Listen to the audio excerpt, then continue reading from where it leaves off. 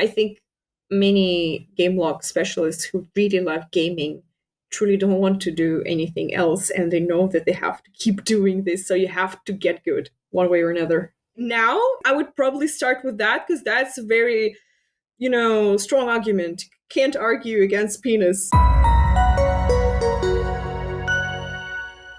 How did you get into localization? Okay, I love this one. No, honestly, I do love this question. I've answered it, I think, every time I've went into a job interview, they ask you that. I don't get tired of this one. I love it. So I was 19, going on 20, when I first heard of such thing as game localization.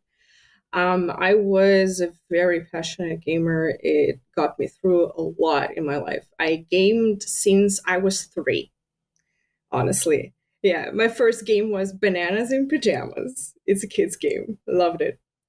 Yeah, but so I was approaching the time where, I was getting my bachelor's soon, and I was thinking about the next steps.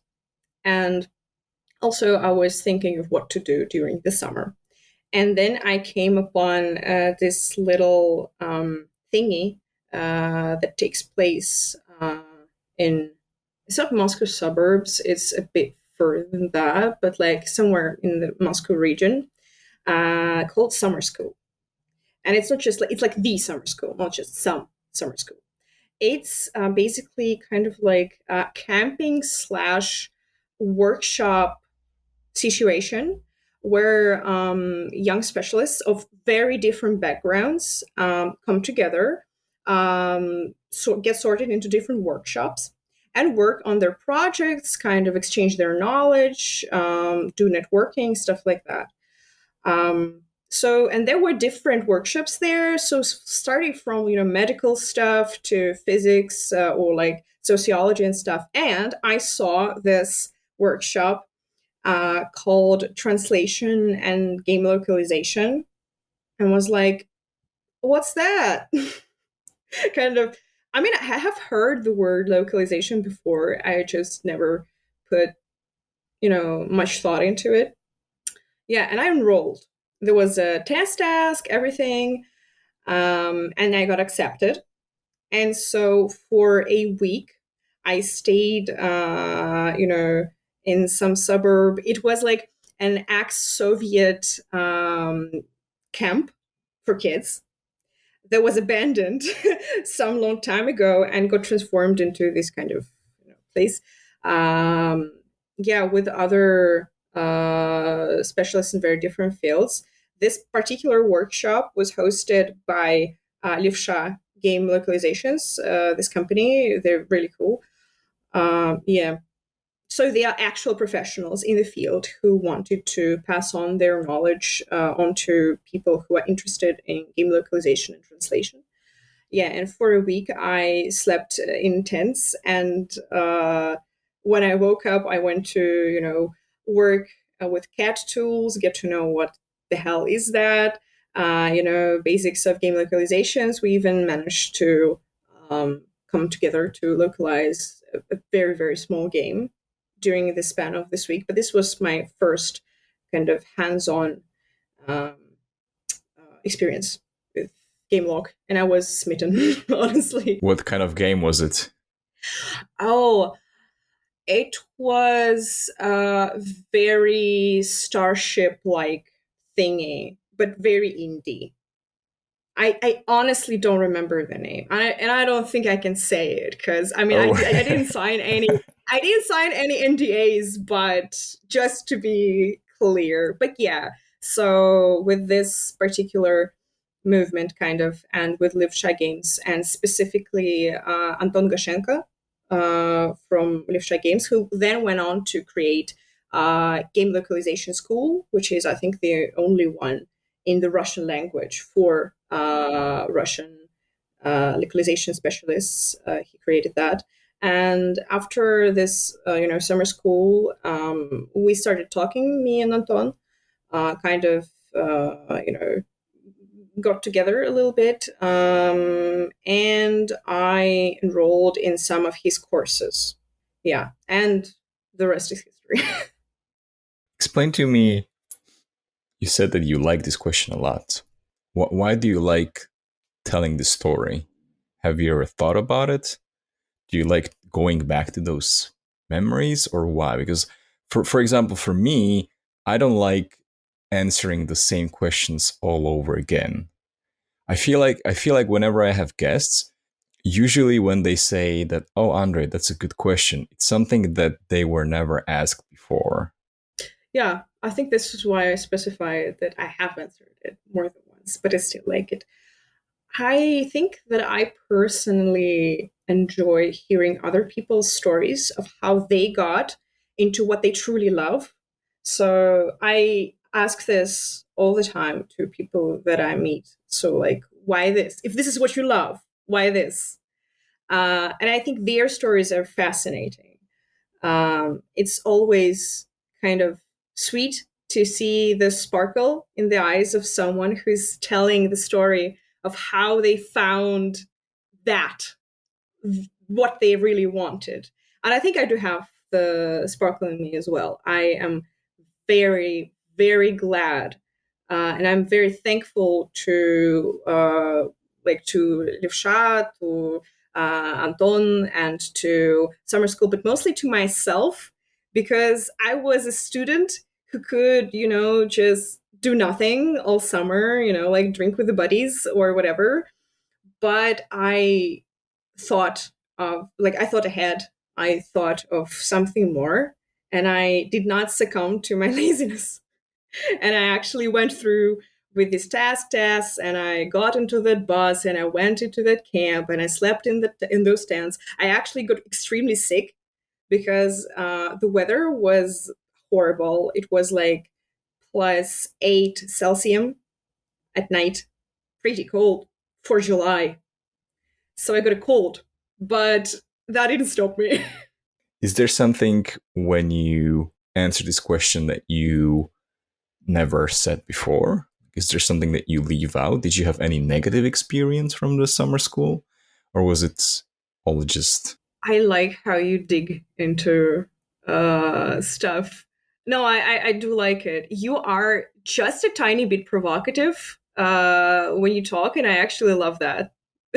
I don't know. It's fun. It's fun. It prevents people from saying same things over and over again. And I think that's what you're trying to avoid. Yeah, sorry for a little bit of psychoanalysis here. Yeah, so mm, I'm trying to think of something that I'm leaving out, but I can't. This was such a transformative experience. It was just all positive, all good. The views were amazing. It's this camp on the river Don, I think. Yeah, it's huge. It's like absolutely wide. I've never seen it before I went there. And this combo of mind work and nature was just, you don't need drugs. You can just do that. No, really. I think I really was in some different state of mind when I was staying there. My sleeping schedule fixed in like a matter of one day. I didn't need to stay long or like browse TikTok or whatever. I was just TikTok at the time? content. Yeah. Wait, Well, I mean, what? what How time? old were It you? was, well, so, okay, let's figure this out. I'm 24 now. So this was 5 years ago. TikTok was already there 5 years ago? Sure, yeah. Yeah. Of course it was. Well, like 4 or 5 years ago. I was like 19 going on 20, I feel so so old yeah. now. I totally understand. I totally understand. Yeah. But yeah, so also, the place was awesome. The people, I have never experienced, this this was very adult of me. I have never went into, some group of unknown adult people. All of them were older than me. Well, 95% of everyone who was at that camp, they were older than me, and usually much older, so like in their 30s. And I was barely in my 20s. So I felt incompetent for like just a tiny little bit. But then we got on to working and I realized that it was such an awesome networking opportunity.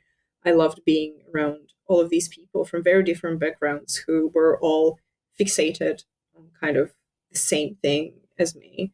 So I'm sorry, I can't tell you any tea on that experience. It was just kind of Well, you magical. had that cold, right? So we can count it as something not perfect. Yeah, I don't always tell about the cold, but even the cold was Exclusive right actually, now. Maria yeah, got a cold. yeah. But truth be told, even that was cool. So like they let me sleep in on campus, which was usually just for day working. But they transformed some furniture into like makeshift bed, and I slept there during the nights. And I remember, sleeping there while on the last day while everyone was watching a movie. I don't remember what movie it was because I was high on fever, but I actually enjoyed it so much. It was very cozy. I was just snuggled like under a blanket, and everyone was watching a movie and like quietly discussing something, and I was just in my fever stuff. It was kind of sick, but kind of cool. Community, I really like how you answer questions. I feel like I could answer you questions about all the things that you have in your background, like all the different plans, and we could be here for the next hour. But that is not my question. My question is, you mentioned that you immediately kind of like fell in love with what they taught you, like you got that spark. Um, how is that feeling? How can other people know that this is the right thing for me? Because we talk a lot about this a lot with other guests, and I do think that a lot of people, a lot of adults, don't do the things that they love. Um, so how did you know that it was for you? Mm-hmm. Tough one.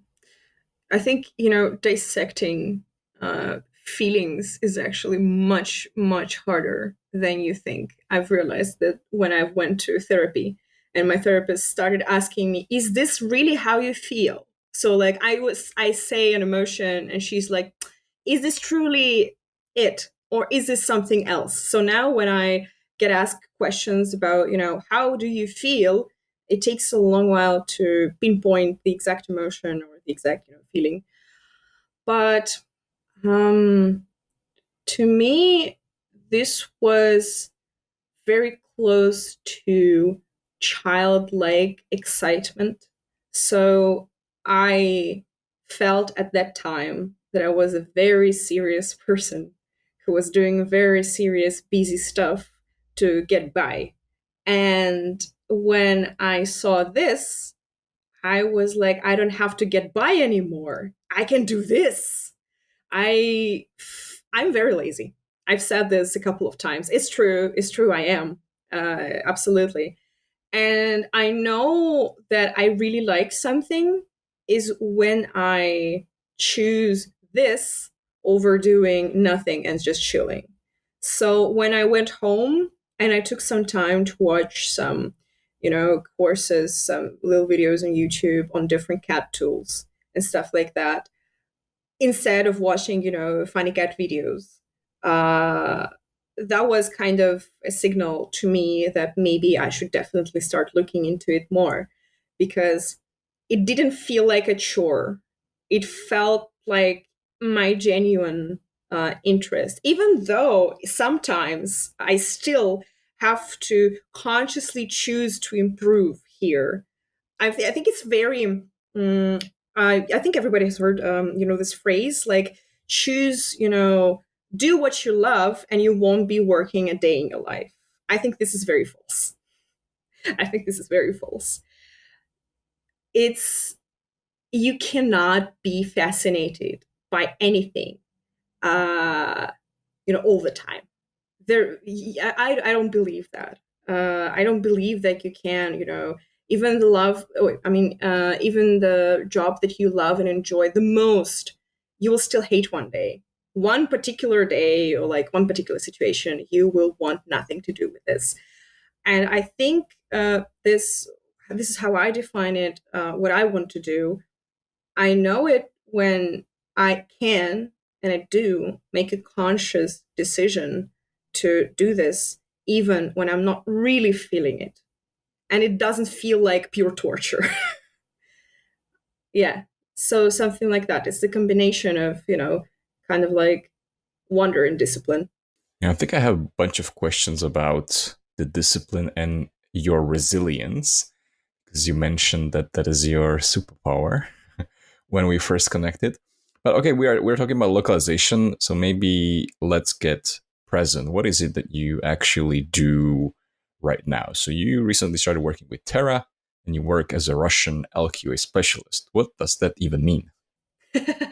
Well, to kind of simplify, I am a Russian language quality specialist. I'm a tester. I test games, and I test their specifically quality of the translation that they have in game or in marketing, everywhere. So any texts that are connected to these particular games we're working on, they will definitely go through me or one of my colleagues in my Russian LQA team. This is what I do. So I check the texts in game. I verify different, marketing texts solely based on how well the translation is, written. I translate sometimes little bits and pieces when needed. So it's also tutorial work. Yeah. So kind of this scope. Is the quality always based on comparing it to English one, or does it also make sense to just look at it purely from the Russian perspective without English? Yeah. This is an awesome question because I think not many people understand that it's very often about, the Russian text. Of course, you have to compare it always. I mean, if you don't, then you're in big trouble. But there are different sides to working on translation and like editing translations, and of course you check it against just to identify some factual mistakes, to identify some discrepancies, stuff like that, broken tags, etc., etc. If the translation conveys the same meaning and tone and stuff like that as the original text. But uh, many people think that to be, for example, a English to Russian translator, you have to know English very well, and that is true. You sure do have to. But you know what else? You have to know Russian extremely well, even better than English, because it's always about your target language. The focus is always there. So it's um yeah, you have to excel truly at your target language and know your, source language extremely well. That's, how I approach it. When you said that you review the translations in game, are there also situations where you review it in the standard, I don't know, spreadsheet, like like source translation? And what is the purpose of that versus checking it in game? Isn't checking something in game always better? Ha. Okay. So uh a good one. Basically, you have to do it over and over and over. That's why it's testing. So we are working in testing, and I am a testing specialist. You have to verify it multiple times, and usually you verify it against multiple different criteria. So, for example, I think is well, I'm not that fluent in depth in these workflows. But FYI, it is easier to check, the actual text, like, how good the translation is. Are there any, mistakes and stuff in the spreadsheet? This is what you do usually. And then when it's important in game, you suddenly take a look at it and you realize that, this text, overflows the boundaries of the text box, and you know the managers or anybody else did not know that. They did not have any character limitations, for example, for this text. So you know that this text is well translated already. You just have to amend it so it fits. This is why you go through multiple steps. And I think checking everything in game would definitely not be better, because this is why we have cat tools. This is why, I mean, you have no translation memories. You have no term bases in game. You cannot check it against, a whole bunch of other translations in game. You just have this text. Good luck. But when you work in a cat tool, it's way, way, way more convenient. I love them. The way I would say it, based on what I'm hearing, is that when you do let's say, the spreadsheet review, it's more like from the perspective of a linguist. When you do it in game, it's from the perspective of the end game user, the actual gamer, right? Yeah. That's definitely how I would put it as well. This is why there are multiple stages. It's not to say that, when I test some text in game and I look at it and I suddenly realize, oh, you can phrase this better. I will check it. I will fix that, of course. This is why also it's fun, because sometimes translations look good on paper, but sometimes when you check it against, this particular character, this particular, I don't know, layout of the screen, and this kind of puts you into a different perspective and helps you realize that even some linguistic stuff can be a little bit off, and you can fix that. So it's fun. A lot of the times when I talk to people who translate in general, or maybe more specifically for games, they are complaining about the lack of context. And I guess I'm not sure what is your experience with that. Of course, if you're testing in game, you have all the context, I guess, that you need. But when you are doing the previous step, let's say you're just reviewing something in the spreadsheet, what is your experience currently? Do you already have some context at that stage, or is it really just like all blank and just strings? Yeah, well, working, in-house, because I do technically work in-house. Well, I mean, Terra does not produce games, but we are the main vendor for our clients. So it's almost like working in-house, in the meaning that I have all the connections to the actual devs that I need, or to the managers, and it's very direct. It's not going filtered through a bunch of other different managers and you can expect an answer in like a month or two. The communication is very direct, and it's a huge, huge plus, and it's a huge bonus when working on in-game text. So in my current position, I do have all the context that I need, and if I don't, I can ask. I can look around, search some stuff up. It may have come up in some other teams, not even lock teams. But I did have, I mean, previously I did not work, kind of in-house. I worked in multi-language vendor company. And yeah, the lack of context truly is the main issue, trying to come up with what the hell is that supposed to mean? Is this a skin? Is this a skill? What is it? Please just tell me. When I was a manager, um, this was one of, I think, the main things that you have to do is support your linguistic team in their questions, trying to come up with the answers. Like when I was working on some games that have come out a long while ago, and they're making remasters and stuff like that. So you have to watch through hours and hours of let's plays of these games just to find out like where that little bit of text was, and screenshot it and send it to your linguist, stuff like that. So yeah, it's tedious. So, how does the ideal context for linguists or testers look like? Are we talking about screenshots, or is there a way how you, I don't know, in some way in the cat tool, you see a string and you click a button and it directly takes you into that place in the game? Is that science fiction or? How does it work? I think that is. I mean, science fiction is assuming that translators specifically have any connections and any access to builds.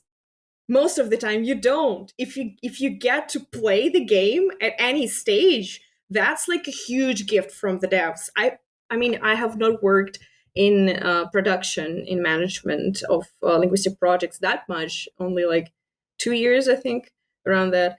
But during those 2 years I've only got one time where the dev actually was like, "Oh, do you want us to send you the keys? Let us send you the keys to Steam." And that was a huge help. That really helped a lot. It was a huge project I was managing, so they did well. This is bare minimum. Like, if you can't do that to your, like, if you just can't do that in the name of your linguistic team, your loc team, when you're working on your game, the least you can do is just please do that. Please try and send any keys if possible, because usually localization is an afterthought in game development. It's something that is done last minute and with the scraps of the budget. And this is, I think, where a lot of issues come from, because if you thought of localization of your game a bit earlier, you may have been able to prepare it a little bit better. And about your initial question regarding the context for linguists, I do think that, the best you can do is just send us the build, let us play it. But if that is not possible, ideally, short clips or screenshots that will do. To linguists, and of course that's better if they're ingrained in the cat tool, in comments or with the links to some archives, stuff like that. If the manager can prepare that, that would be awesome. I prepared that myself when I was a manager, attaching all those screens, all those IDs, stuff like that, so that the linguists finally understand what they're working on and just not stay in the dark. But explain to me how it works with the build, because you said that's like the ideal situation. But let's say we're working on, I don't know, what is your favorite game? Let's say Witcher 3. That's a big one, right? And I assume there are many linguists working on this, and there's your game. What do you do with the build, even if you get it? Like, do you just start playing until you find that little string that you're translating? No, no, no, no. This is, I think, where the help of the testing team comes in. Because, like, for example, like right now, when I'm testing loc in game, I mean, you don't think that I just play through the game until I get to the bit where I need. No, you have a bunch of cheats. You just use the cheats. You use cheats to grant quests that you need. You use cheats to grant items that you need, or like skills and abilities that you need to spawn an NPC you need to talk to, or like a book that you need to read and check the text, stuff like that. So ideally, an access to the game with the list of existing cheats to help that would be perfect. So, and this is why you need both the linguistic team and the testing team to, this is why LQA is important. This is why you can't just translate a game. You need LQA as well, because they're a bit more well versed in gaming, actually, and testing, actually. Right. So it's not a build that will go to Steam and be released to public, right? Usually it's not. Usually it's not. Yeah, it's a testing. It's a testing build. We have different ones. For example, currently when I'm working in Terra, for various purposes and stuff like that. Yeah, it's a bit different. But the content is the same. I mean, text content. Of course, like the models can be a little wonky, the graphics, but that doesn't matter. So how exactly does the testing work? What kind of instructions do you get? What is the framework for testing? Do you just launch the game and do whatever you want, and whatever you encounter, you report? Is there some systematic approach to it? How does it look like? Well, I think it really varies from team to team and from project to project. I can only talk, of my own experience. So, for example, um, back in the day when I used to do regression testing uh, for ITI Europe, I worked mostly not on games, but on how's it called? OS. I worked mostly on OS and stuff like that. So I had like the screenshots that I needed to verify if everything is good, like no text, overlapped with the buttons, yada yada. When I saw something, I reported it in Jira. The main uh, bug bug fixing hub, stuff like that. That was pretty easy. My current workflow looks a little bit like this. So you choose the test cases that you want to work on. There's a bunch of them with every release of the game, every version. Managers release in TestRail. This is like the testing hub where we work at. They release all the test cases that are available for this build. You choose whichever ones you want because we're very democratic in our team. Well, I have to ask you, based on what do you pick the test cases? Is it like what is easy, what looks interesting? I try to do a little mix. So I have this, persisting issue that it is very hard for me to test things that I've never tested before. Psychologically, I can't say I love the challenge in this particular sense. I do not. When there comes up a test case that I don't exactly know how to how to test, it kind of rubs me the wrong way. But precisely because of that, every time I try to take at least one test case that I don't know how to test, because I know that otherwise I will be stuck doing same things over and over again, and to me, I will lose my own professional value because I will stop kind of evolving. Because there's always something new. There are always some new algorithms, working on, offsetting calendars, stuff like that. And you have to be aware of that. You have to kind of follow this stream. So yeah, usually I try to have like a mixed bag. I usually get something easy, particularly for days where I don't feel like working and I'm tired, or something comes up in my personal life, but you still have to do something. And for these particular days, you have the easy test case that you know how to test precisely, and you just go over it and you're done with it. Then I try to pick something challenging usually to keep myself kind of out of my comfort zone just a little bit. And then I pick something that I like, just stuff that I like to do, if possible. To me, for example, I like working on testing NPCs. I like talking to various characters. Uh, this is a professional tabletop RPG player in me talking. I love characters. Yeah, so I love testing them. I like dialogues, basically. So this is how I do it personally. Yeah. My question was, since you mentioned that you liked testing the NPCs, what is the best NPC in your experience? And it could be one that you actually tested and one that you just experience as a gamer. Ooh, awesome question. I have so many.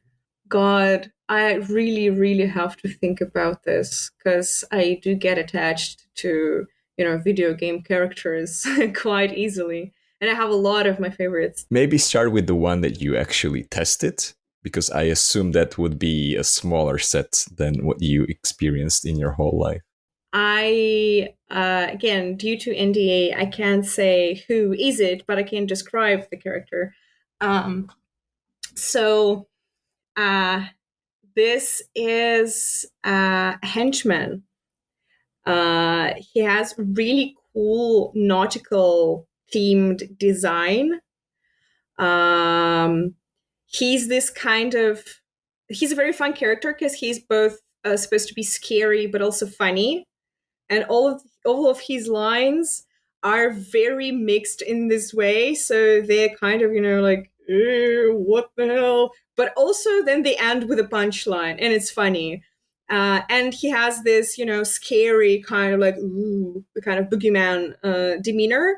But also he's basically kind of just a henchman who thinks a lot of himself. But then, like, when you test, for example, you can test him using his boss's outfit, his boss's skin. You can equip it as a player, and then talk to these henchmen as his boss, basically, kind of like. And then his demeanor changes. He's like very, ooh, milord, stuff like that. I don't know. I just found this funny because he's this very kind of like creepy guy, but then when he talks to his boss, he's very like kind of timid, but also funny. Still, he's very funny. This is what I liked about it, and he has a lot of puns in his lines. Fun fact: translating puns into Russian is a nightmare because puns are very, very English in terms of, they're very typical to the English language, but they are not typical for the Russian language at all. This is just not the type of humor that we use a lot. We don't use it a lot. So translating lines like that, and or reviewing lines like that, it's very challenging because it's also, you have to make it sound well, kind of cohesive, make sure that some kind of pun it's understandable that it's there, and also you have to keep it funny. So that was a challenge when I tested this particular NPC, but I loved him. But how do you deal with that if you, like you said, you don't use that kind of humor in Russian? I mean, it exists, just not, it's not very prominent. I'd say that.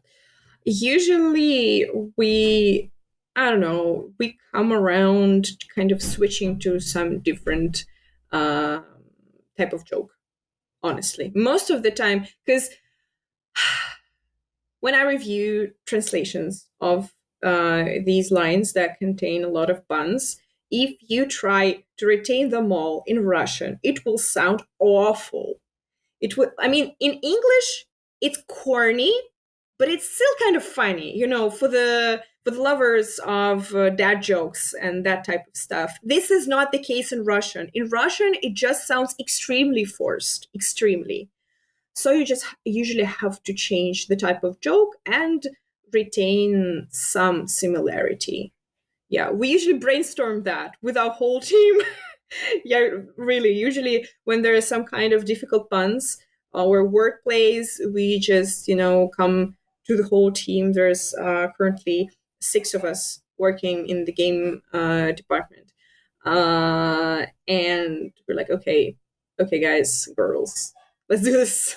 Let's just collectively brainstorm how to translate this joke.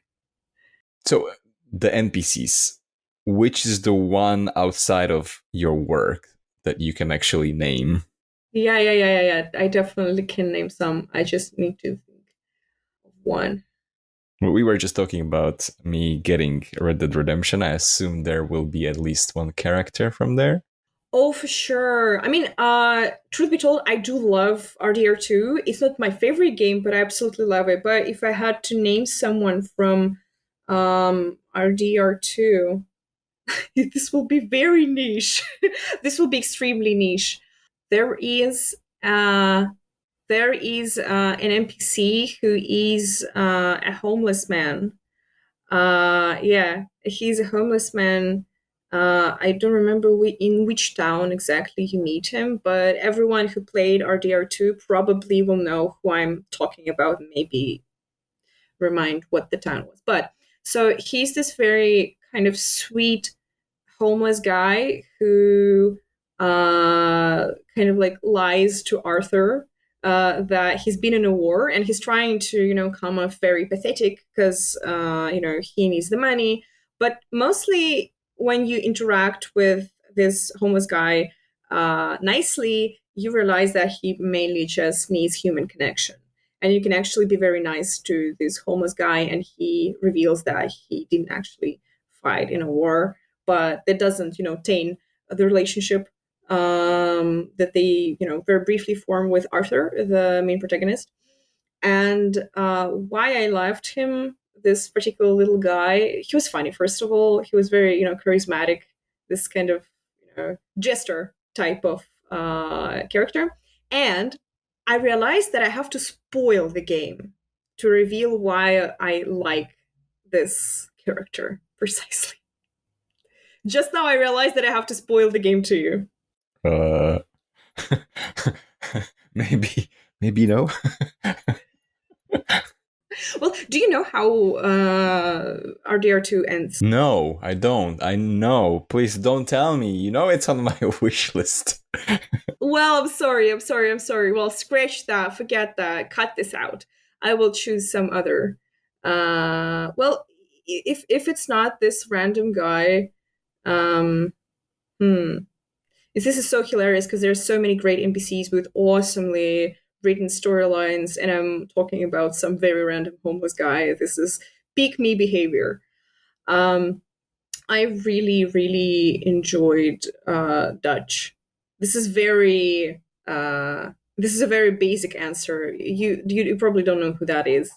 He's the guy who orchestrated the gang that our protagonist is in. He's the mastermind behind. Yeah, he's like an extremely Shakespearean character. His writing is peak. His dialogues are out of this world. Everyone who worked on writing Dutch's character and his storyline, they really excelled. I did not expect this level of writing from the game. Yeah, and like how your perspective changes towards this character while you play. Like first you love him, then you hate him. It all comes very naturally. You really get played very well when it comes to this particular character. Do you think that when you test something or when you localize something for a character that you really love, you can do a better job because you want to kind of like, like fine tune that character? Or do you feel like that emotional connection, even though it may sound stupid for people who don't play games, like, that you build with a character actually makes you do a better job? I personally do think so. I've encountered other opinions, and I think they can both, like this and the opposite can simultaneously be true, because I have encountered cases where letting a huge fan work on a piece of media can be actually bad for the end result, because they get caught up in the process in their own feelings towards the content that affects the work negatively. For example, they get stuck on trying to perfect everything, to the T, or they become very defensive. They become, oh no, it's actually not like that. He would not say that. This would not happen. Stuff like that. So sometimes I think most of the time it's good to have someone aware of, the franchise, if it's a franchise, for example, on board, to catch these like Easter eggs and references, stuff like that. But sometimes employing a huge fan can be tricky. It just can be tricky. It has huge benefits, but it also can be very tricky and have downsides. Talking about characters, to me personally, I just don't think that I have personally ever worked on a character that I loved, like truly, like with all of my heart. I wanted that. I worked, for example, on texts for characters that I really like this, henchman guy. And that definitely helped me because that boosted my creativity. I'm just, oh, he's just a silly little guy. Wonder what we can come up with for him so that he stands out kind of a little bit. Just be just a tad more creative working on this particular character than the others. For example, I mean, working on what you like is always better than working on what you don't like. But working on what you love is not necessarily better than working on what you like. to me. Hmm. You mean like the output of your work? Yeah, yeah. I just think so. Yeah. Sometimes also working on what you love is too much pressure. You know? Isn't it more about being perfectionist? Like does working on something that you love necessarily mean that you want it to be perfect all the time? Yeah, yeah, yeah. I think my answer tells a little bit more. It mostly tells you about me than other people. Because yeah, I do think that but I don't think I know that I can become a bit perfectionist when it comes to things that I truly love, and it's a bad thing. Perfectionism is not a good quality at all, and this is something I've been working on for quite a while, to be content with what I do in terms of this is good, this is not the best, this is not perfect, but this is good, and I'm content with this. This especially comes up with when I'm working on personal projects, because like I cannot like release these or release that, or show this to someone, because it's not perfect. It's not as good as I wanted it to be. But step by step, these past few years, I've realized that maybe good is enough. It doesn't have to be great.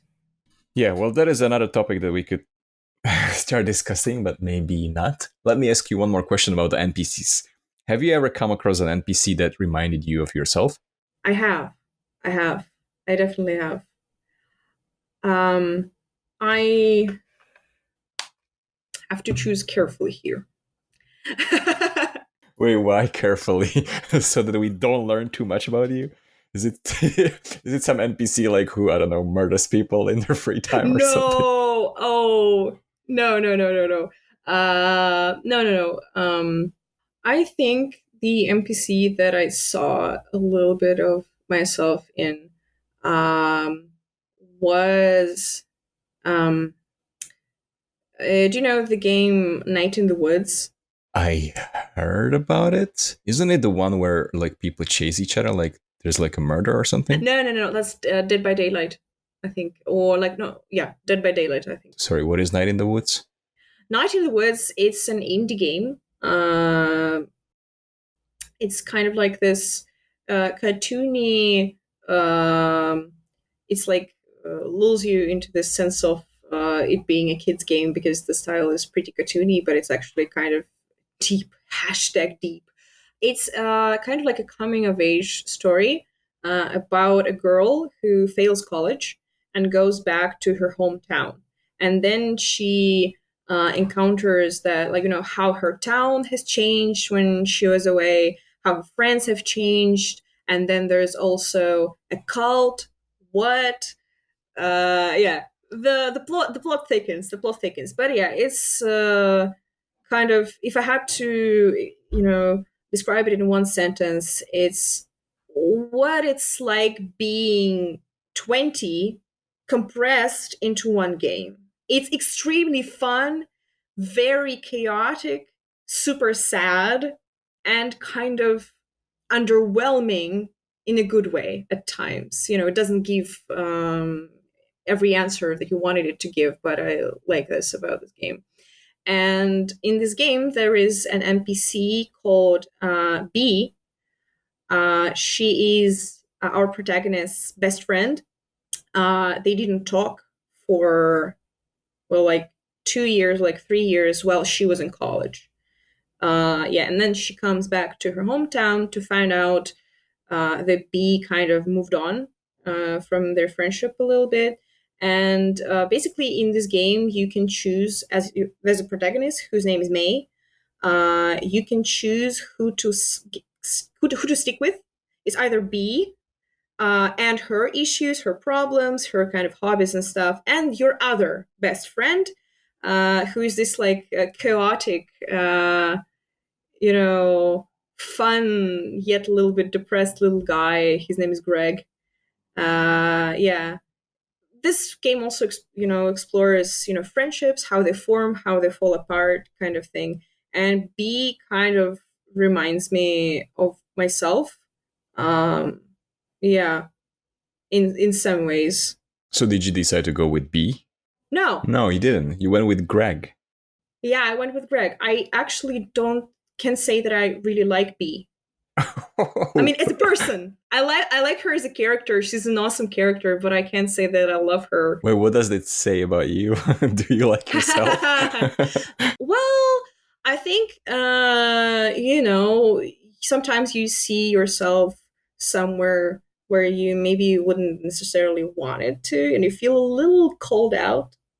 So you kind of, distance yourself from those parts. Yeah. Hashtag deep. Yeah, like Bo Burnham, truly, yeah, that is hashtag deep. But yeah, it's an awesome game, very fun, also not very long. So if you ever want to, just watch a little kind of emotional story, even heartwarming, I'd say, unfold with very pretty graphics. I mean, the animation is really good. The style is fantastic. If you ever want that, I would really recommend Night in the Woods. And the soundtrack is amazing. It reminded me of Life is Strange when you were talking about. Yeah, it is a little bit akin to Life is Strange. I also liked that one. I mean, I played only the first one. Okay, let's leave the world of NPCs for a while and let's go back to testing. Let's go back maybe to the basics. You were mentioning test cases. For the people who don't know what test cases are, what are test cases? Yeah, so, well, interestingly, a test case is a case that you test. So basically, it's a bit of kind of like info that you need to check.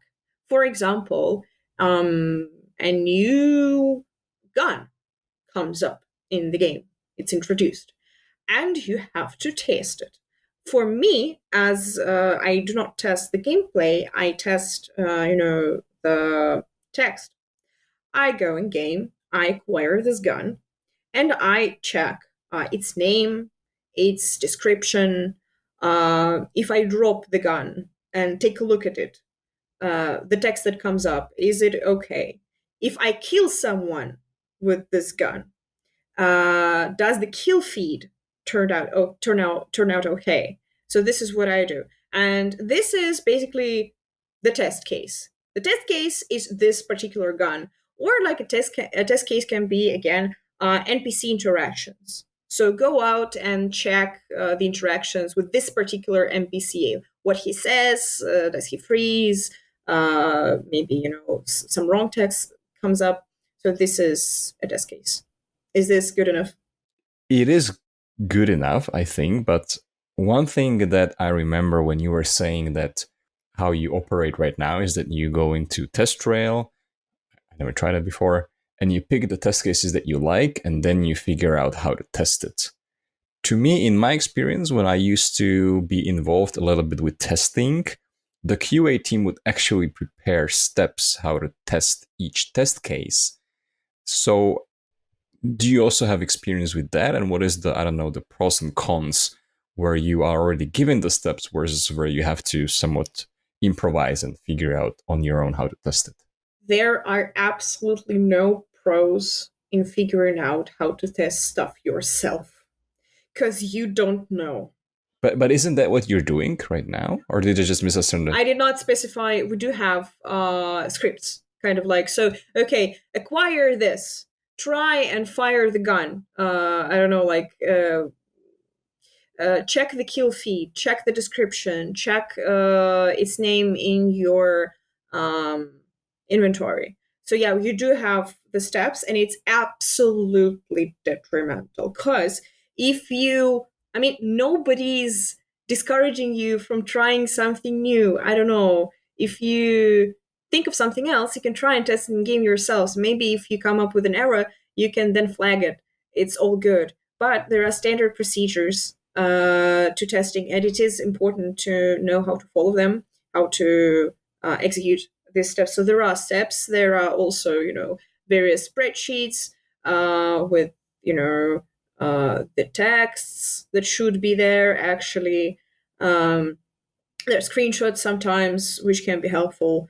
So yeah, there are absolutely no pros to me in trying to figure that out yourself. I don't know if anybody actually does that. I think from what I know, even in um how's it called? Well, in-game testing, let's call it that way. Functional testing, that's called. Even in functional testing, there are guidelines when you actually have to test like everything, much more than what I do personally. You have to, equip this gun, unequip this gun, and equip this gun standing, on a stool, equip this gun in a bar. I don't know, all of that stuff. But there are still guidelines. So they are absolutely detrimental. There can be huge errors, actually, if the steps are not communicated properly. We have encountered a few situations of similar nature when steps were definitely not clear and you could not test something because you didn't know what you were looking for. And then you have to go to, the devs and ask them. So yeah, prepare your steps. It's important. Previously, you mentioned that localizing puns and I guess humor in general is very difficult, especially into Russian. What other areas of game localization do you think are challenging? In terms of translating into Russian. In terms of localization, it can be also besides translation. Okay, yeah, true, absolutely. Well, from my personal experience, the main issue that I come up with is lack of knowledge on how to work with variables. So I have to give you a little bit of context here. Uh, I did not ask you before, but can I ask you, what's your mother tongue? Yeah, so I know exactly where you're heading with this, yes. Yeah, so then you know, exactly. Then you know. So, for example, yeah, in Russian, like in English, I don't know, if you have an apple, then you have plural apples, and that's it. So, when they are constructing a variable in game, so you can have one apple or two apples or three apples, they will kind of, construct a variable that way in English. So there is either the word apple ends with E or with S. But in Russian, it can be одно яблоко, два яблока, пять яблок, яблоками, anything, яблоком, яблоку, because we have a lot of cases in Russian. So as you can see, and I believe in Slovak too, you do also have cases. Yeah, so the word changes a lot. So there comes an issue. You have a sentence. You have a variable apples. So you can have 1, 2, 3, 500. In Russian, writing every possible ending of the word would be impossible. So you have to improvise. Usually you do that by kind of modifying the sentence so that the word apple does not have to change. So like number of apples, column, variable. Does it make sense? Yes, to me it does, and yes, I've seen it mentioned in some of the I don't know guidelines where people, especially when you're trying to teach this to Americans, because I guess they don't. Yeah, they don't have this problem. Or alternatively, speaking of this case, you can use some popular short forms of the word. For example, like gold, yeah, the word gold in terms of currency. So you have like 35 gold. In Russian, you would probably write ZM, and it stands short for gold coins. Gold coins, золотые монеты, ZM. Yeah, you just write two letters. And all gamers already understand that this means you have gold coins. Yeah, so you have all sorts of shortenings for various words, kind of like concepts that come up in games a lot. Something like speed or attack, defense, stuff like that. So you use a lot of short forms, and you have to work around that really well. And a lot of people who don't have as much of experience in game lock precisely, they may have a huge background in translation overall, but they don't precisely know how game lock works. So they make a lot of mistakes with variables. It's just a huge issue. Yeah, this is what I come up. I come over this like pretty often, especially in test tasks when somebody wants to apply, and you have to take a look at their text. A lot of candidates get rejected in my personal experience because they don't know how to work with variables. And also this is a mistake that is really, really prominent, and you really it kind of draws attention to itself. Because like some people who don't know grammar very well, for example, can not know that you missed a comma, for example, somewhere. Like there was supposed to be a comma, but you missed it. The player who may not be very well versed in grammar can just skip it.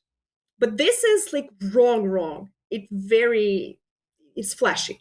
So, do you think it's important that people who work in the game localization have experience or are enthusiasts when it comes to games? Yeah.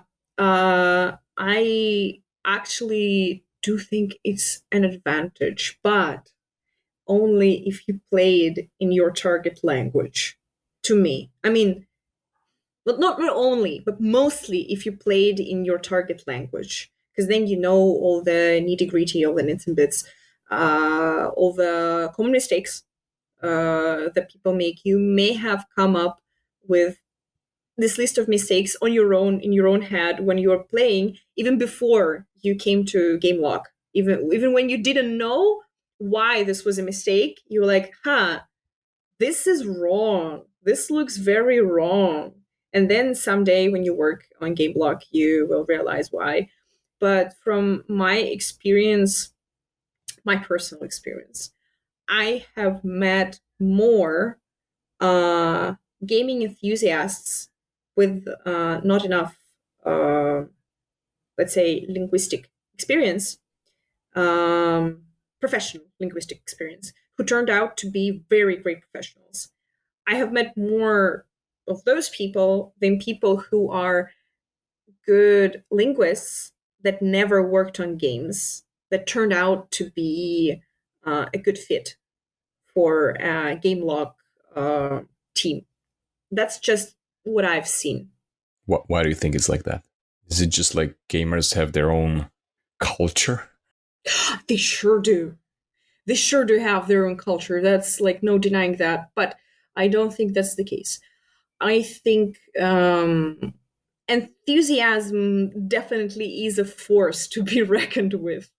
Because for a lot of people who came to GameLog, from a lot of people who came to GameLog, I've heard the same thing that I said today, was that they were trying to find a way to connect their gaming passion and their linguistic kind of like background. A lot of them, studied to be translators. They were not looking forward to translating legal documents all their life, and they were trying to find some alternative for that. And also they gamed. And when they found such thing as game log, they were like, hallelujah. So a lot of these people that I've come across, they were just very thankful for finding this opportunity, and they were very eager to get into it. Me including, honestly, I personally lacked the, knowledge in terms of linguistic stuff sometimes, definitely. Well, especially comparing against, matured linguists. But I do think that I was very eager to learn, and I was very eager to stay. I was very eager to kind of stay rooted in this industry, and this is what I've met a lot. Uh, I think many game log specialists who really love gaming truly don't want to do anything else, and they know that they have to keep doing this, so you have to get good one way or another. Do you think that age also has something to do with it? Like, can you imagine someone who has, I don't know, 20, 30 years of experience and they are, let's say, more senior, or let's just say like they're older? Yeah. Do you think like they would be a good fit to localize a game that's mostly aimed at, I don't know, millennials or Gen Z? Um, why not? Honestly, really, why not? Because uh, I mean, personally, I am pretty young, and I have just, entered this weird phase where, when you're around 18 or like maybe a little younger, you don't usually talk to people much older than you. Your friendship circle is usually people your age or around that. But once you hit a little bit over 20, that changes, at least for me and like for a lot of my friends. You start connecting with people of all ages and all backgrounds. And me being technically Gen Z, awful. I just don't feel that much connection to Gen Z, but technically I am. So let's stick with that. I have found that all the stereotypes that I had of, millennials, for example, or people who are even older, they were just stereotypes. I've met people who are amazingly in touch with everything that's going on. And when I say in touch, I don't mean that they know the word hip, like they know what Fortnite is or something like that. I mean like actually deeply in touch. They watch new movies, they play new games, they are open, and they don't feel like, their life is kind of, coming to an end, they're withering just because they're like 45 or something. Because, for example, in my culture, like in Russia, this is a very prominent issue, especially for women. Like, if you're 45, you're old, man. You're withering, actually. It's time to stop, like dressing fun. It's time to stop, going out as much. You're practically a grandma. This is like very damaging bit of my social culture. So it's kind of been hard for me to realize that it's all just been in my head. In this case, age is a number. So answering your question, I definitely don't think that age matters in that way. Your broadness of mind matters. Your ability to do your research matters. This is everything you need, basically. You just need to do your research. And then you can become, and then you can localize anything. If you do research that's good enough. Is this something you didn't expect? Can you maybe describe to us how does a typical day for you as an LQA specialist look like? Mm-hmm. Okay, so picture this. You live in Russia and work ET time. So you work 2 p.m. to 10 p.m. So that means that me being a night owl, I usually wake up around noon, honestly, around noon. Then I have a little time to, wake up, do some stretching, walk my dog, feed my dog, grab some breakfast, and then I usually get breakfast while I'm already working. So in the beginning of my workday, I usually check all the chats, as you do, as everyone does. Check your email, check your Slack. Um, Take a look at your workload if you have any, because sometimes you have finished your previous day with all your test cases and other tasks finished, so you start fresh. uh, you try to snatch some tasks away from people who have started earlier than you this day, because our team works multiple time zones, so we have people who are starting earlier and people who are starting later, and people who are starting earlier usually get, to the tasks first. Yeah, but we're very democratic. People who start earlier try to leave some work for the rest of the team, including me. But shouldn't you be the person who starts earlier since you're. I'm not the first. There are people who start at 1 p.m. I started at 2. Yeah, to me, it's just a bit more convenient currently. I will change my schedule once I move, because I'm moving in August to Argentina, and there's a different time zone, timeline. Changing timelines. What game are we in? Well, I just watched Spider-Man, the new Spider-Man, on Tuesday. I was like, this is a canon event. Right.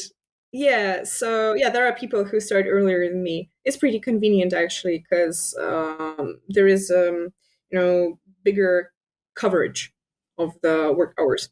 Yeah. So when I get to the tasks, I pick what I want. Truly, because in our team, for example, we are very democratic, so you can do what you want in terms of tasks.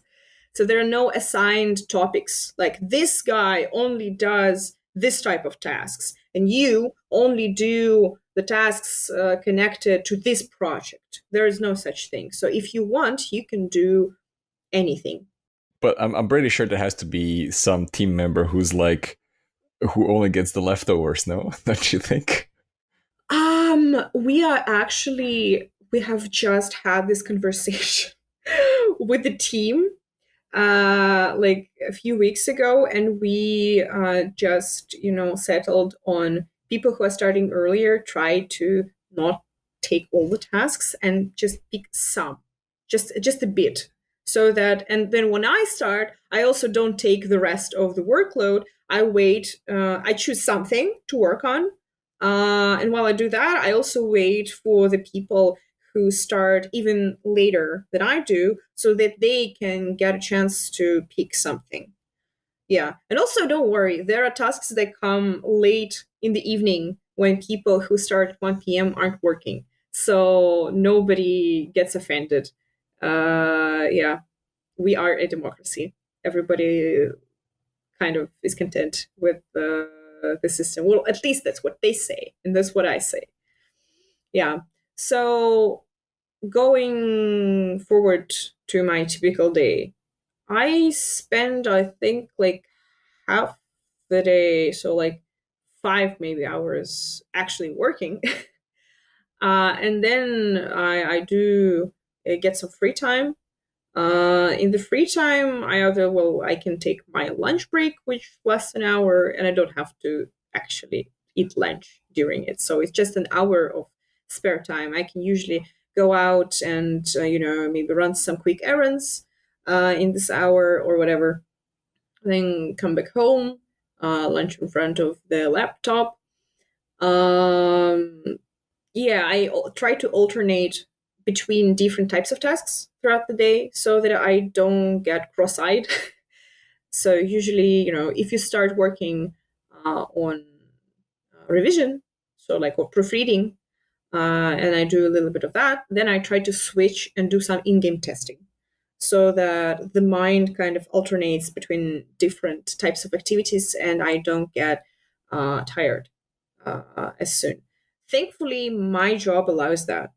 So, for example, like when I worked on text solely, when I was an editor and translator back in the day, I found it a little bit hard to concentrate and do the same thing over and over and over and over again. I mean, the texts are different, but you're still working in the very same program with the very same layout, and you're doing the very same type of task. That was a bit tedious for me. So now I'm very thankful for my workload being diverse.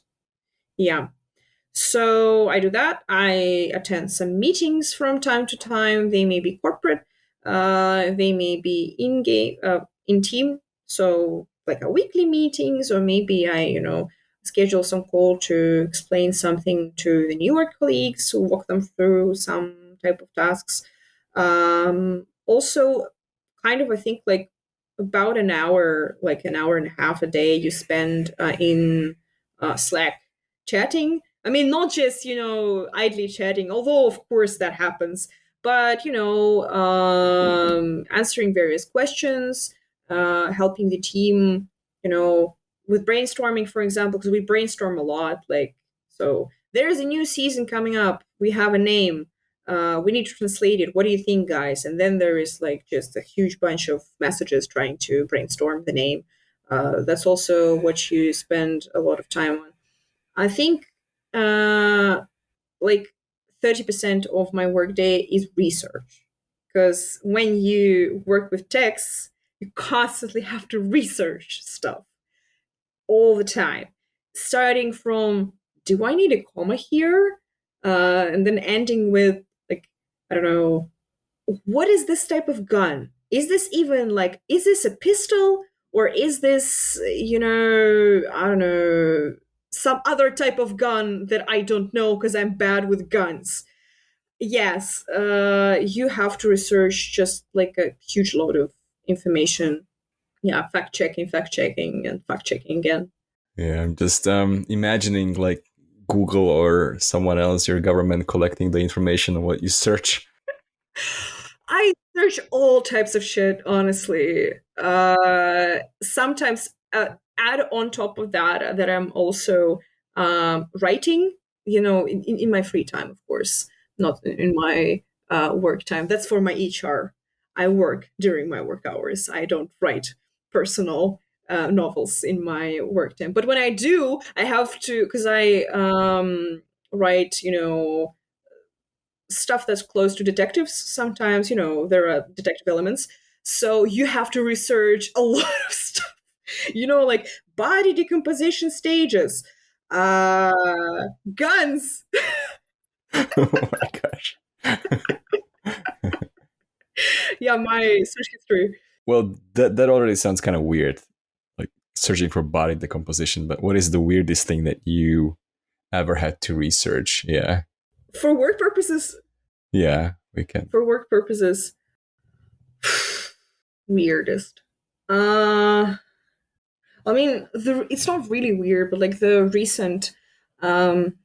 the recent stuff that comes to mind is um, uh, there's a type of gun like the Tommy gun, which has this round thingy on top. It's called a flapjack. I didn't know. Yeah, and in our translators, so like flapjack, it's also kind of like a type of pastry, right? Kind of like what's they called in English? Pancakes. Flapjack is also kind of like a pancake. So in Russian, they translated that as like actual pancakes, like blini, like Russian blini. They had something like that in the translation. And I was like, what do pancakes have to do with guns? And then I forgot that flapjack actually means a pancake, and I had to Google, guns, and then flapjacks, and then pancakes, and then blini, and I'm like, is there just some kind of Easter egg that I'm missing? Because in Russian, the name of this mechanism has nothing to do with flapjacks. It's a very different name. So that was pretty weird. But I think I've googled like everything, all different types of weird stuff, working on different projects. I had to Google. I remember tarot cards a lot and their meanings, because I had a project back in the days where the bosses in game were named based on tarot cards, the major arcana, like the sage. No, it's not the sage. Like the mage, the chariot, wheel of fortune, stuff like that. Yeah. Want to hear a funny story about that project? It's short and it's localization themed. It's also about the issues that you face. So we received. I was working as a manager then. I was managing this project. So we received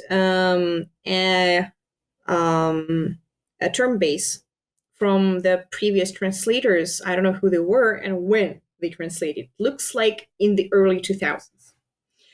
And all these names of these bosses, like like the chariot, the hermit, were not translated in their term base. Rather, they were transliterated. So the chariot became chariot, and then mage became mag, but it's okay because mag is mage in Russian. But there was the hermit. So the hermit, okay, but like in Russian, he became hermit. And little did you know, her is a curse word. In Russian, it's like the male penis, basically. Yeah, it's not exactly a curse word. So, for example, you could say it on TV, but it's in bad taste. It's like pretty much in bad taste. And the vendor manager on the side of the client, they were not Russian. They didn't know. And I remember we had just a really long exchange of emails where I was like, hey, can we change the names? And we're like, no, we got this from the client. And I'm like, well, they will not get the memo. The players will not understand that we are talking about tarot cards because they have specific names in Russian that exist and are known to the public, and they are not transliterated. They're just translated. And the manager was like, no, this is already verified with the client. No, let's stick to this.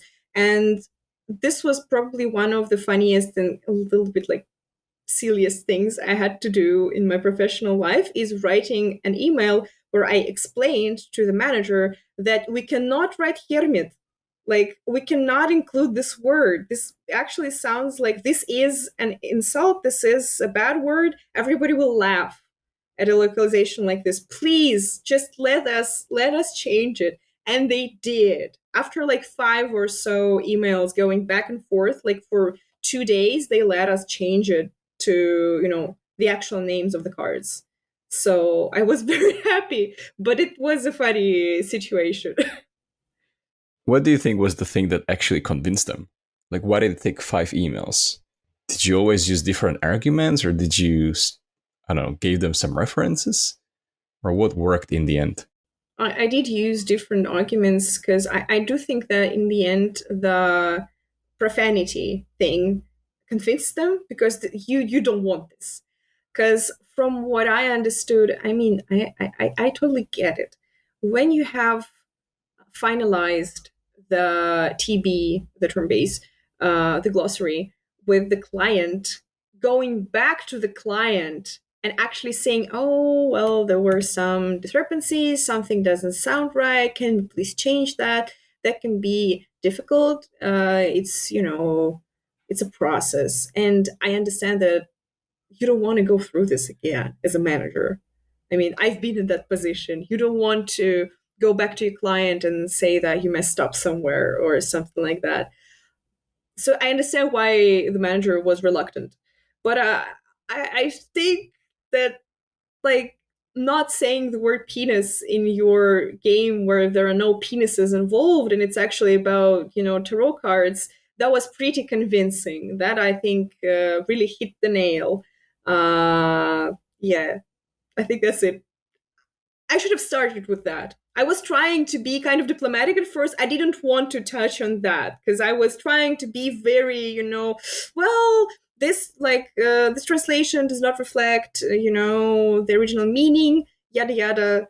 Should have just said it, Hey, this is penis. You don't want that. you don't want that. Yeah, exactly. I should. Well, we learn. I probably now, if I had the situation nowadays, I would probably start with that because that's a very, strong argument. Can't argue against penis. Yeah, start with the penis. That's the lesson of this interview. I have maybe, this will be a weird question. I'm not sure how you're going to answer, but you always find good answers. Because you said that a lot of what you do is research. And I would have never guessed this because I don't think I have issues Googling something.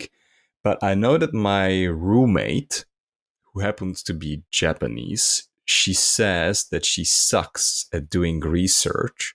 So my question would be, how do you do research for what you need to find out? Is there some specific tips that you could get, or is it just like putting the term that you're looking for into Google and then trying all the different links? I totally get how you can suck at research. I think, first of all, it comes to just how your brain works.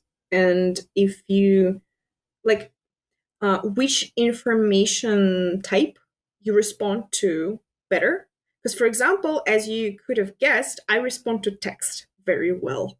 So, Googling, in actual Google, like searching stuff up there, or like encyclopedias sometimes, even. I do sometimes use, paper sources. I have them, uh, especially when it comes to translation stuff, because I have some proved really good, books on English to Russian translators from some legendary Russian linguists. I have them in paper form, and sometimes when I need to find something, I can go and check there. But you can be bad at receiving information through text. For example, you can, like, for example, it can work better if it's pictures for some people, or videos, or audio, and then Googling becomes more difficult because not a lot of information is in video or audio format, or it's more difficult to find it. It's more difficult to distinguish between all of this. So I think it's just important to have your resources. So trusted links. It's not just, usually it's not random Googling. It's usually just some sources that I check. For example, if it's some translation stuff, I'm like, okay, so how do you transliterate Japanese names in Russian? I forgot.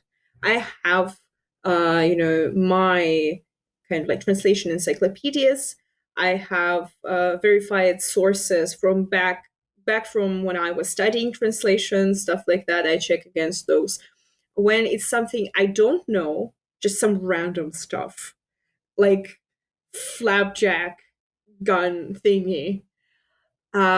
It's the combination. I usually try to Google in text format and then look at pictures and videos.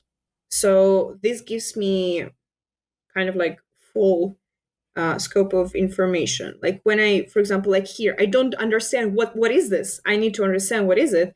I usually try to search up for reviews, because like some people review guns, and here you are at work watching a gun review, because you need to And know you're getting what paid for type. that. Yeah, and you get paid for that. Cool, right? High HR. Yeah, but you need to know kind of like how to Google it. It's not just going straight to Google and hoping for the best. It's what type of question you have. It's what type of content you want to see. Do you search for an article? Do you search for a video? Sometimes you have to, impersonate someone who knows the topic, Googling something specific. Because you're like, okay, what question can I ask the Google to get more specific, more kind of like maybe professional information on this topic? And you have to figure out how to formulate your question so that you can come up against, you can find some forum for flapjack gun lovers. I don't know. And then you will find like everything that you need there. Yeah. So, yeah, I think that's kind of the process I go through. But I'm curious, why were you surprised to find out that a lot of what I do is research? No, maybe I wasn't clear. I was surprised that my roommate had trouble Googling stuff because to me, it's just very simple. You just type in the keywords, the search terms. Sometimes for some people, coming up with search words is difficult. So sometimes you cannot kind of like distinguish what exactly you're searching for. You know, the keywords is harder than you think. I've encountered that when I was writing my thesis for my bachelor's, and you have to, give an annotation and write the keywords. And my, chat with all of my group mates at my university was full of people who like, how the hell do you do that? Like, what are the keywords? What are the effective keywords? It cannot be too general. It cannot be too specific. So it's also kind of an art form of being specific. But when you were searching for flapjack, I think that's a very good example. Do you search in English first? How do you find what you need in Russian? Are you searching for Russian? Are you guys even using Google? Don't you have something like Yandex or whatever is? Oh, we have Yandex. So I usually use Google and Yandex for different purposes. So Yandex is amazing at finding pictures. It's much better than Google for finding various pictures on what you need. Doesn't matter if you write it in Russian or English. Visual references in Yandex are the best. Yeah, just an FYI. But mostly I use Google because I like the layout more. And it doesn't censor things. Because, yeah, Yandex censors stuff. Yeah. So, what was the question? But do you search? So if you're using Google, do you search in Russian? Both. I search in Russian, I search in English. I know that some things are better searched in Russian and some things are better searched in English. For example, um, like if I want to, so for example, I always try to watch movies with original voice track with subtitles or without them, depending on the language. If I understand the language, then without the subs. But when I want to find some movie that I cannot buy here because it's just not present on our hosting platforms, when I want to find a movie in original, I always type it in Russian, always, because like English speaking countries are very, very kind of serious about pirating. They're like, "Oh, you pirate movies." And it's almost like the industry, kind of the industry is not there as much as in Russian, because in Russia you can pirate anything. Like we are like the seven seas, black sails type of stuff when it comes to internet pirating. And it's so much easier to search stuff that you want to pirate in Russian because it's just more prominent. And this goes for different topics. But if I want to find something that I'm translating, or like some linguistic stuff, then of course I try different like formulas in different languages because the information comes up can be also different. But maybe to bring the story of Flapjack to conclusion, how did you find the Russian equivalent of that? Oh, I googled. I did Google. I think some collection stuff. So like I tried to go from a perspective of, for example, someone interested in guns, trying to find, this particular gun to purchase or this particular characteristics of this particular gun, how it works, because this was a bit specific. So I thought that it would be best to assume that my perspective is specific. I am someone who kind of knows their guns. And I looked up for some reviews, some historical bits, because this is kind of a historical type of gun. Um, yeah, I think there were some annotations from, museums or something like that, which was very good since usually museum annotations have the name of the thing they're exhibiting. And this is what I needed. I needed to know how they call this type of thing and what's this round thing is called, the flapjack. Yeah. So I think this is how I found it. Has it ever happened to you that when you search for the Russian equivalent to something, you find two, let's say, different versions, and it's not like one of them is more common? What do you do in that situation? Sure, absolutely. This comes up a lot, definitely. We don't have, some official translations for stuff. That happens in every language. Uh, Usually you take a look at how these translations differ. So if one of them is more colloquial, or the other one is more kind of like official, you look at the tone of these translations. So you basically look at how they differ. What are the characteristics that makes these translations different? And then you pick the option that best suits the content you're working on. So if it's more something more colloquial, more casual, then you will pick the more casual option. If it's something more scientific, you will pick the more scientific option, and so on. I think you get what I'm saying. Yes, makes sense. Yeah. I think this is how I approach it usually. All right, let's start wrapping up the interview because it's already 1 hour 42. I know, I wouldn't have thought that. What question am I going to select for you? Yeah, let's start with the simple one. What are you curious about right now? And this doesn't have to be related to work. Good one. This will sound a little bit self-absorbed, but I am currently most curious about my own projects. I have kind of a difficult history with writing and creating overall. So like I wrote a lot up until I was around 14.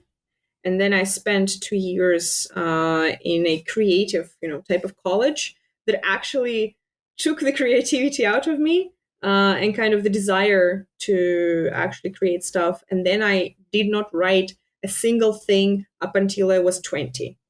And then I kind of started going back into it. And currently, I am feeding my own curiosity for what I do. I try to constantly hype up myself for what I do, not the others, because this is the hard part for me.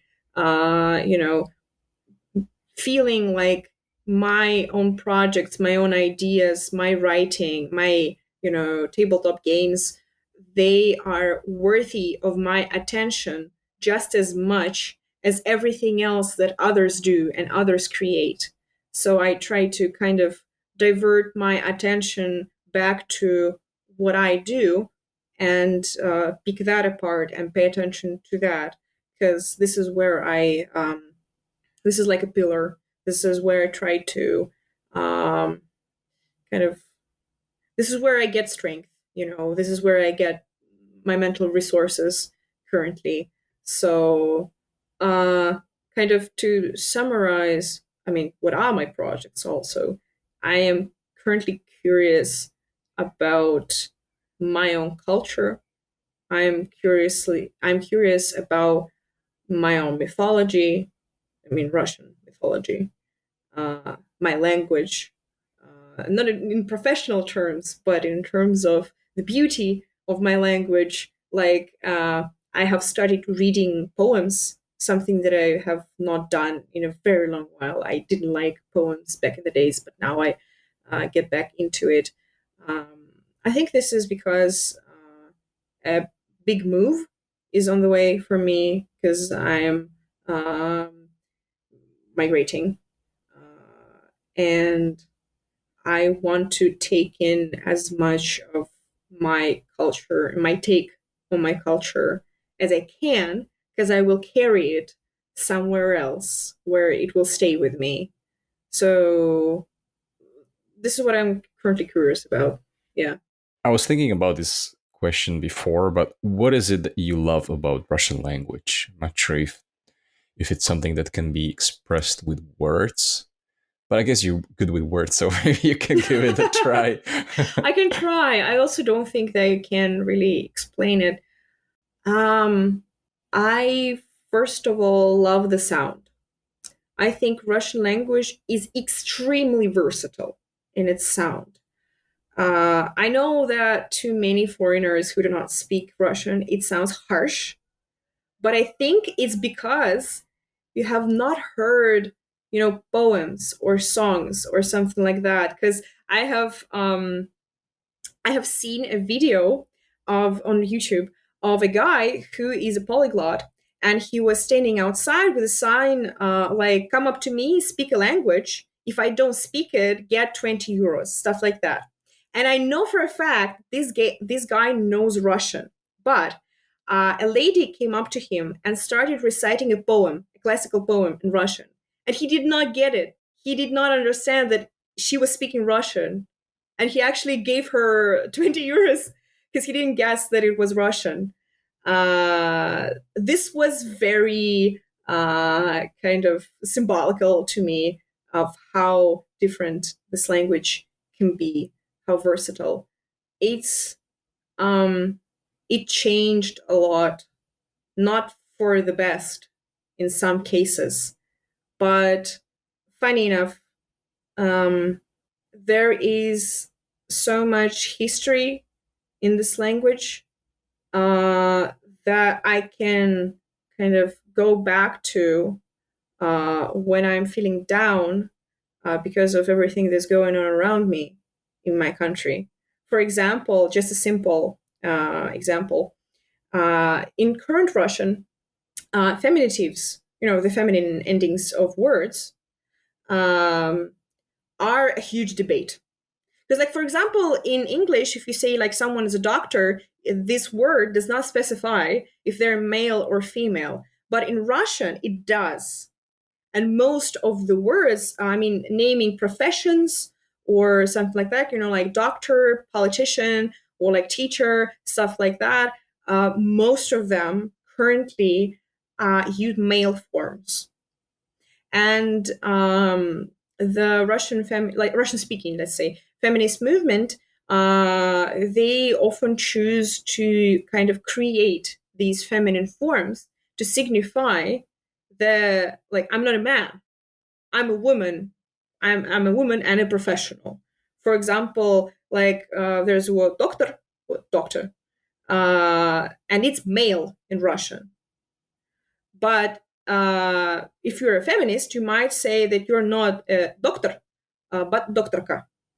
And this signifies that you're female. And for the general public, this is like, oh, crazy feminists taking over. What are they doing to the beauty of the Russian language? But the fun thing is, if you look at the Russian language that, as it was before, or like around the revolution, it had all the feminine forms. Doktorka was a normal word.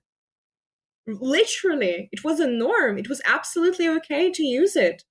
I think doktorka definitely existed. Yeah, stuff like that. So like there were feminine options for many words for careers, and now they have become redundant and kind of unacceptable to the general public.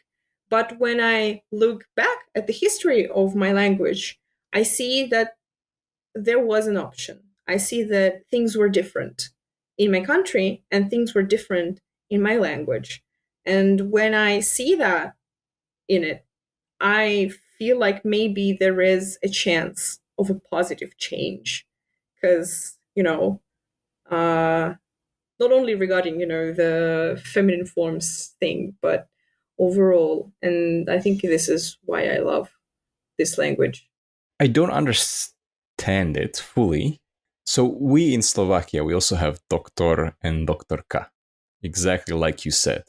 But what does it mean those words are not used or allowed? Like when I'm talking to someone and let's say you work as a doctor and we're speaking in Russian, when you introduce yourself, I ask you what do, you say I am doktorka. Does it mean that you're not able to say it, or is it just that this feminine form is not, I don't know, somewhere on, I don't know, like on your door, like where you have those tags or something, like officially. Yeah, so first of all, it's definitely not in any official documentation or anything. You are a doctor, regardless of your gender. And if you say, instead of saying "я доктор," I'm a doctor, you say "я докторка" to the listener, you are definitely signifying that you're a feminist. Oh, really? Oh my Literally, gosh. yes. Okay. And this may start a discussion. This may result in the listener's negative reaction. So, like, if you take a look at, like Russian media about anything, well, I mean, usually, non-governmental Russian media, they will say something like, I don't know. Okay, yeah. So, for example, these photos are made by this lady who is a photographer. So they would like write not a photograph, so photographer. They would write photografka. Like photografka, this lady. And in the comments section, there will 100% be a huge debate of people saying, why can't you just say that she's a photographer? Why are you writing photografka? Like, these crazy feminists are taking over. So this is a huge, huge, huge debate. And so when you use the feminine words of the words that do not have them, because, for example, there is like teacher, for example, it has a feminine word, I think because most of teachers in Russia are female. So, like, there is учитель and учительница. But if your profession does not have the feminative, but you're using it, you're definitely a feminist, and somebody will clock you. Okay, now I get it. Yeah, and to me it sounds insane. It is, because it is. Why shouldn't you include these options, since Russian is already a heavily gendered language? But there is, I mean, you understand, as someone who speaks Slovak, so, like, table has a gender, chair has a gender, you have a gender. Why shouldn't your profession have a gender? See, this got you going. Well, yeah, it is a little, because in my university days, they always taught us that this phrase, like, language is an alive and ever-changing organism. So, like, language is something that constantly changes and adapts to your reality. There is no way that the language will stay the same when the people and the society is changing. And so, to me as a linguist, it pains me to see these debates, and it's strange to me because I'm like, what do you expect? How can you expect for the language not to change when times are changing, demands are changing, people are changing, and you want it to stay the same? Like, the language does not conform to your conservative ideas. It will change whether you want it or not. That's what a language is. Right. I will not comment on that. Don't. What was this, a bit too passionate? No. Let's forget about it. Let's move on. Let's actually use that momentum to let me ask you the question that I ask everyone. What do you think is wrong with our industry? With localization, game localization? Yeah, localization, but I guess you have most experience with game localization, which maybe it's a world on its own. Yeah, it is a bit, I think. To me, currently, what's wrong with GameLog are two things that are a little bit connected. So I actually mentioned one of them. So first of all is people think that GameLog is an afterthought. So they consider it too late, which results in an unpolished product often. So people start slowly to realize that you have to take localization into consideration when you are creating a product, not when it's 3 days until the release of the product. Yeah. But even those who do recognize that localization is important, it's detrimental to the success of your product, of your game. Let's talk about games because that's what I know. That's the only thing I know. Even those who do get it, they don't get, to me, they don't get that uh, you can't do it without the linguists. To them, linguists are not professionals, not to a lot of people, they're an asset. This is where the issues with the lack of credits comes from. This is like a huge issue, and it's painful. I have worked on so many projects, on so many products. I have not been credited yet in any of them because this is an afterthought. And I kind of am an asset because professionals get credited. And I think that's an issue. I think this is something that needs to change like right now. It needs to change yesterday because, I mean, especially with the rise of AI and this very, very attractive idea that you could replace translators and you could replace editors with AI. I think we might be on a dangerous path to kind of dehumanize linguistic specialists in games even more because it seems like they're becoming more replaceable. I do not think so. I think this is a very dangerous thought. It's a very dangerous idea, which people should not consider. But I think this is something that's very wrong with the industry currently. Final words from you, Maria. If you could now speak to the minds of everyone in the industry, what would you tell them? Ooh, I need a sip of water for that one. This is big. Um, well, if I could say something to everyone in the game log industry, I would say that it's awesome that we keep this industry afloat because the text as a medium is getting more and more redundant over the years in games overall. Games tend to have fewer text currently, and the narrative and the game design relies on text less and less. But I do think that it's also us who are contributing to text being there, which is awesome.